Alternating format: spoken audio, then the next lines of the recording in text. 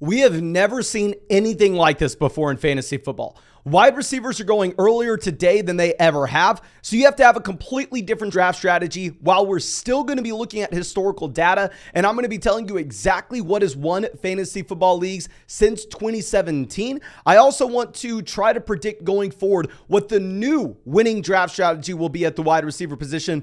But before we get into it, make sure you're going down there, drop a like on this video, subscribe to the channel if you play fantasy football, and if you play fantasy football, you are going to love flogfantasy.com. Over there, you can get access to all my fantasy football rankings, all the premium content of all your favorite fantasy football creators. And when you sign up with promo code FLOCK, you're going to get 30% off any subscription, and yours truly will go through and break down your fantasy football team for you on a podcast. But I think that should be about it. Let's go ahead and let's dive into these wide receivers. So the first thing that I want to do is similar to what we did when we looked at the running back draft strategy for this season. I want to look at where league-winning wide receivers have historically come from. So what we did for this section is we headed over to RotoViz and we broke it down by round. Wide receivers since 2017 to have a win rate over 16.67%. Because on average, every player should have a win rate of about 8.3%, because 1 divided by 12 is 8.3. So these are going to be the true league-winning players that were able to double your chances of winning if you drafted them that season. So the first guy that we have is Antonio Brown. Round 1 from 2017 to 2022, he's the only guy that was able to be a true league winner. And if you're going to compare this to what you had with running backs from 2017 to 2022, round 1 guys there, you had 6 of them. Now, if we're going to go over to round 2 at wide receiver, you only had 1 guy that was that true league winner, and that was Tyreek Hill this past season in 2022. If you're going to be looking at running backs, you actually had 2 running backs there in round 2 become league winners. Round 3, you had 2 wide receivers with Tyreek Hill in 2018, DeAndre Hopkins 2017, as compared to 1 running back. Round 4, you had 1 wide receiver, and that was Juju Smith-Schuster 2018. Round 5, you had 1 wide receiver with Cooper Kupp.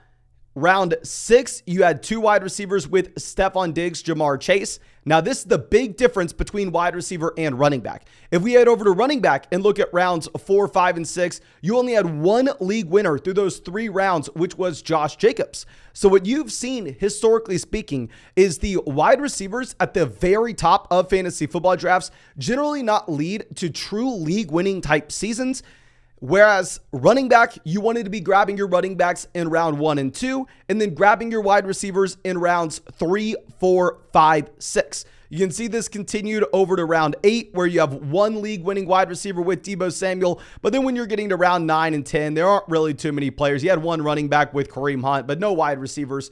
So in general, historically speaking, what you've wanted to do is you've wanted to go with the anchor running back approach. You wanted to go hero RB, whatever you wanted to call it. You wanted to grab a running back in round 1, a running back in round 2, and then in round 3, 4, 5, 6, 7, just slam wide receiver, wide receiver, wide receiver, wide receiver, and try to find the league-winning mid-round wide receiver values. Now, this is exactly what Pat Kerrane did to win Best Ball Mania in Underdog last year, where he drafted Austin Eckler in round 1, Saquon Barkley in round 2, and then he slammed wide receivers round 3, 4, 5, 6, and he ended up winning $2 million because of it. Now, is this what I'm doing this next season? No, and I'm sure a lot of y'all already know this, but I want to dive a little bit deeper in depth here. And the big reason is because ADP is completely different than it was in 2017, 2018, 2019, 2020, 2021, 2022.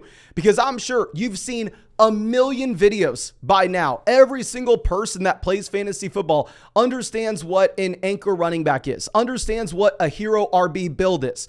And that's why it is no longer as easy to accomplish as it was in years past. That's why you're seeing everybody try to grab wide receivers in the middle rounds. And what we've said time and time again is when everybody zigs, that's when we zag. very similar to last year. I'm sure every fantasy football expert on the planet came out and told you at the same time, the running back dead zone is rounds 3, 4, 5, 6. You cannot take a running back there. Don't take a running back there, which was true if you were looking at ADP from 2017, 2018, 2019, while we were saying not to take a running back there. But then once the general public gets on that overall strategy, you have to reevaluate and try to figure out if that's going to be the winning strategy going forward, because prices in the overall context of fantasy football drafts completely changes. You're seeing this with right now in underdog drafts, 8 wide receivers going off in round 1. This is in comparison to about 4 to 5 guys that generally have been drafted in round 1 since 2017.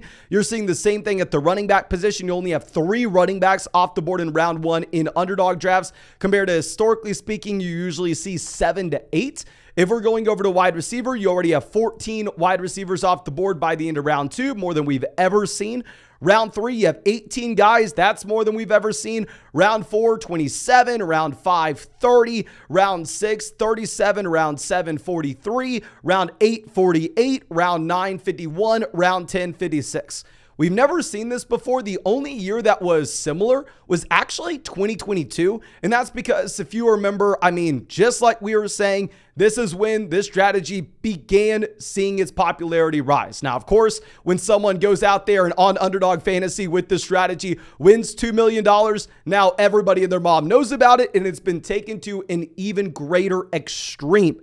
So if we are looking at the 2022 season, maybe this can actually be a strong parallel compared to what we are seeing in fantasy football drafts today. So what I wanted to do for this part is I wanted to go ahead and try to look at what won fantasy football drafts in depth last season on Underdog, and I wanted to test out my own draft strategies.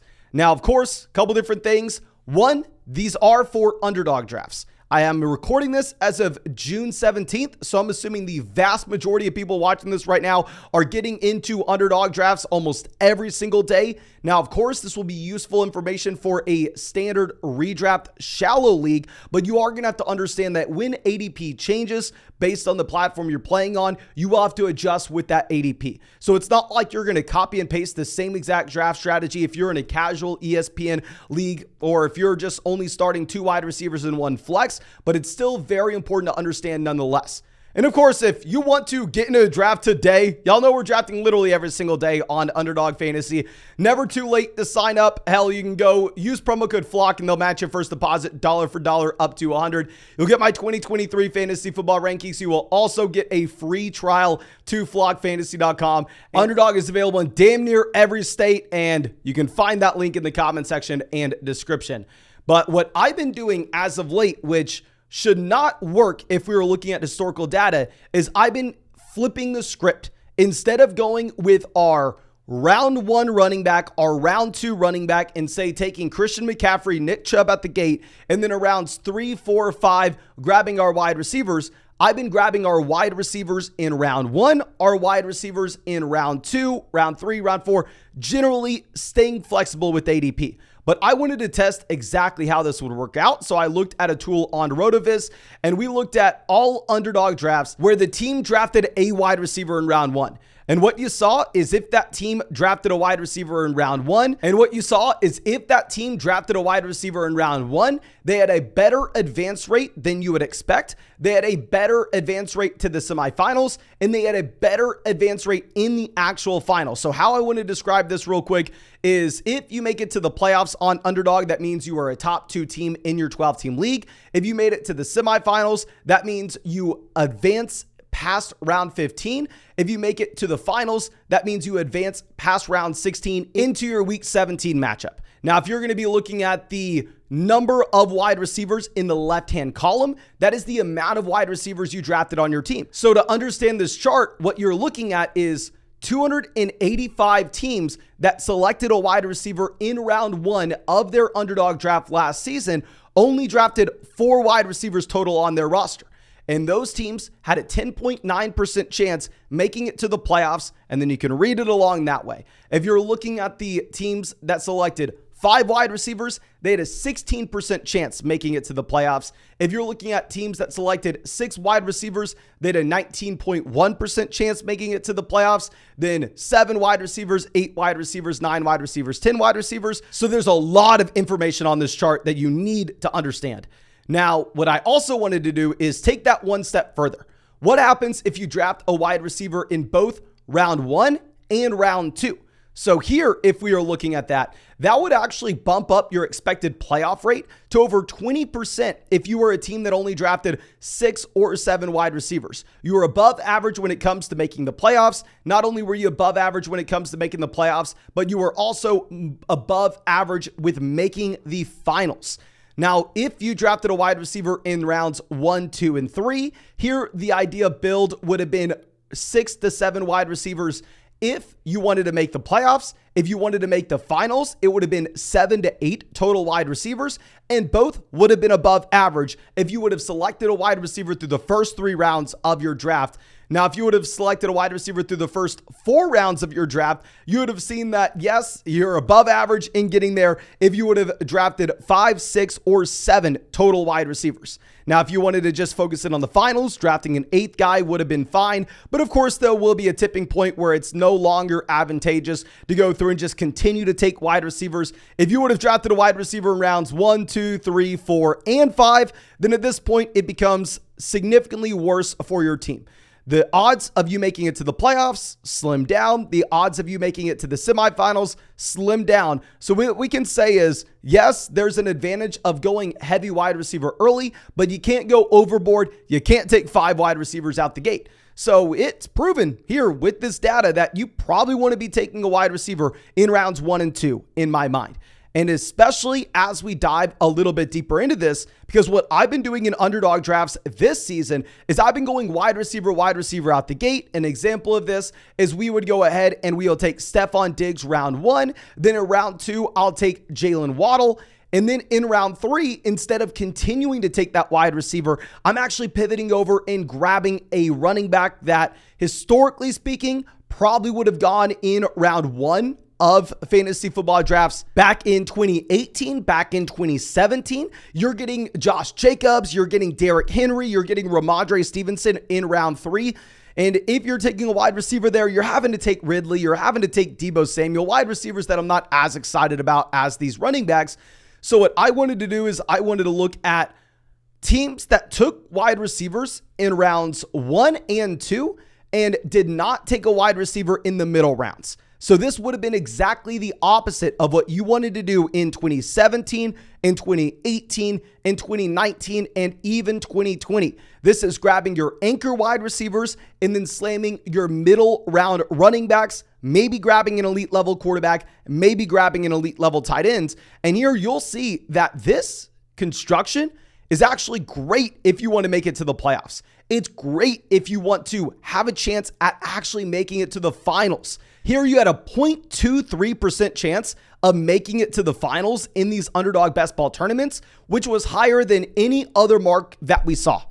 This was higher than if you drafted 3 wide receivers in a row. If you drafted 4 wide receivers in a row, it was well above average going wide receiver, and then around 3, 4, 5, doing whatever you wanted. Taking a running back, taking a tight end, taking a quarterback. And if we want to take this even further, because this is what I'm doing, and a lot of people are making fun of us for it because a lot of people don't understand the data and don't understand that this year is completely different than what we've seen in years past in fantasy football, is I've been taking it to an extreme level. I've been grabbing a wide receiver round 1, wide receiver round 2, and then I have been passing on wide receivers in rounds 3, 4, 5, 6. So an example of this would be, I take Stephon Diggs round 1, then in round 2, I grab Amon-Ra St. Brown, and then after that, I go, okay, I have my anchor wide receivers. Now let's load up on players that have an elite ceiling elsewhere. So then in round 3, I draft Josh Jacobs. Round 4, I take Travis Etienne.